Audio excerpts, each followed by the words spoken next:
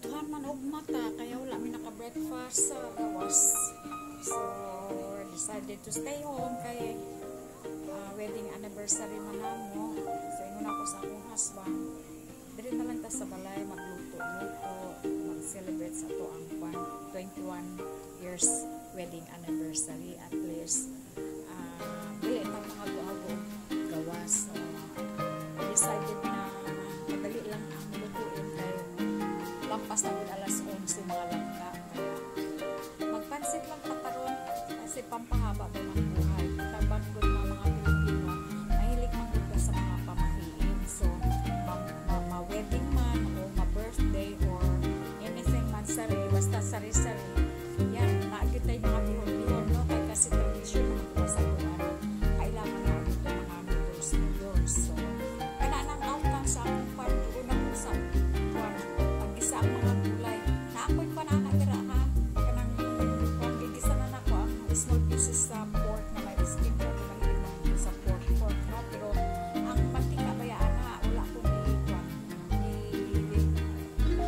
gihalo, tanan, gitanggal na ko ang uban kay para iwas cholesterol, no?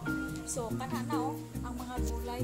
So, daghang kayong gulay kay gusto ko maggulay sa pansit. Mas okay magugod daghang gulay, no? Kay para healthy po ang atong food. Kay syempre, anniversary po food. So, kanana mga langka, very fresh fish kay nga ay broccoli, na ay napal cabbage, na ay ordinary na cabbage. So, string beans, ganyan lang ka. Simple ang akong papel. Wala akong carrots. So, ihamo na yun kaya para isunod na po nato i-boil ang tubig. Kaya para maluto po nato ang atong bihon. Kaya separate po ang gulay sa noodles. Kaya para dili siya malata ba.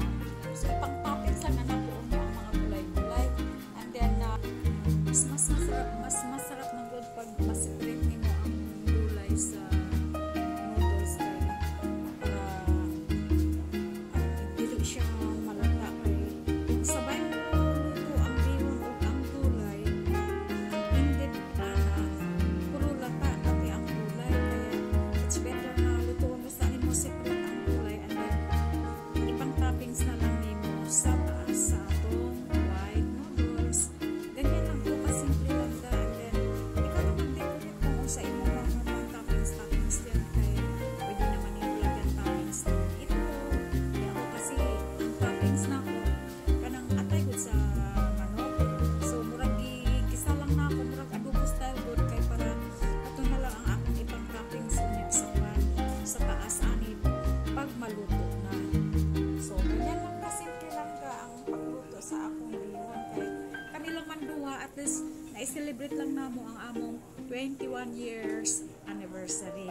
Kaya dito na lang nagtatapos ang aking pagluluto.